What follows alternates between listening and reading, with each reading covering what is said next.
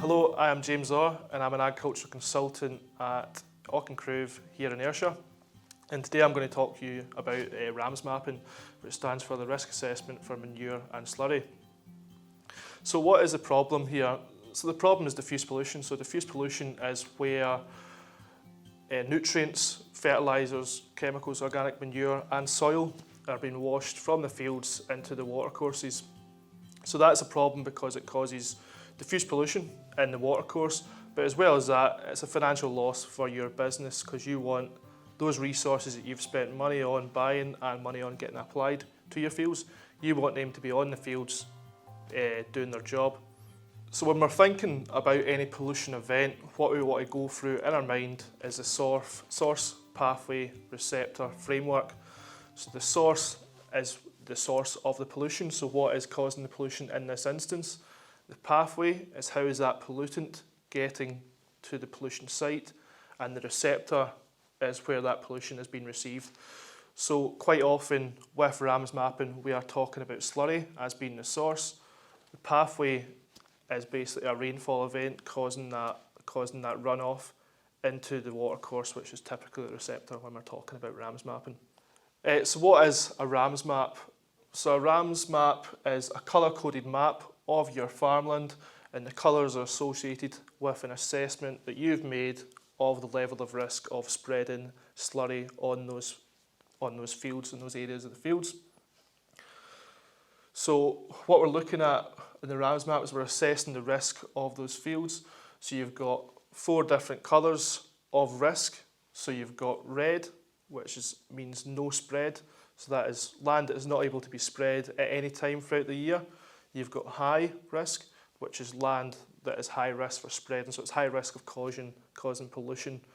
So it really needs to just be spread in ideal conditions. Low risk of that is medium, which is yellow.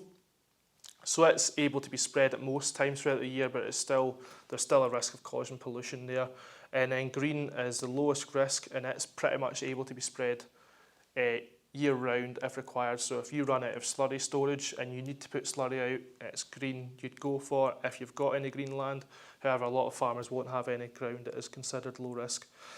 The factors that affect the risk level when we're looking at the assessment are factors including soil type. So when you're thinking about soil type, you're looking at the kind of leaching potential, so the potential for pollutant to get down through the soil and into the groundwater or into the drains. So sandy soils are higher risk than more heavier soils. You're also looking at the topography of land, the gradient of the slopes. The steeper the slope, the higher risk that area is going to be, and it could be that steep that it's going to be not able to be spread. You're also thinking about the vicinity of watercourses or boreholes. So under the general binding rules, you're not allowed to spread slurry within 10 metres of a watercourse and 50 metres of a borehole or spring. So you're also thinking about your soil depth and your soil structure. So if a soil is compacted, it is unable to uptake those nutrients or the chemicals that have been applied. So therefore, those products will still be sitting on the surface for longer before they're absorbed, which means the risk of them getting washed off is higher. So those are the kind of factors you're thinking about when you're doing your RAMS map assessment. So why do we do a RAMS map? So what we've covered here is we're showing that a RAMS map can be a solution to reducing diffuse pollution. So it's protecting the environment. It's also good for your wallet. These products, as I said earlier, you've spent money on getting them applied, you've spent money on purchasing them in the first place, so you don't want them to be getting washed off. You want to get the full use out of them. And as well as that, RAMS maps are now a requirement of many of the assurance schemes that we're members of. And they're also now a legislative requirement, so they are getting asked for on inspection. So this has been a brief summary of RAMS mapping. So I'm going to leave you 3 top tips and some recommendations of where to get more information on RAMS mapping. So tip number 1 is be proactive. Make sure you've got your RAMS map created and you've considered pollutants on your farm and what can cause diffuse pollution. It's better to be proactive and consider your position before, rather than waiting until you get a pollution incident.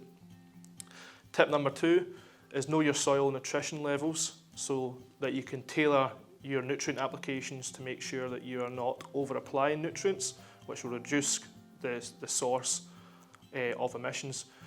And tip number 3, utilise the source, pathway and receptor framework to think about other potential pollutants on your farm and how you can mitigate the risk of them causing a pollution incident. So for more information on RAMS mapping and pollution in general, you can go to the Farm Advisory Service website at www.fas.scot or the Farming and Water Scotland website. And as well as that, you can contact your local SEPA office. So there's also Farm Advisory Service specialist advice and funding up to £1,000 that can be used to cover diffuse pollution prevention and control.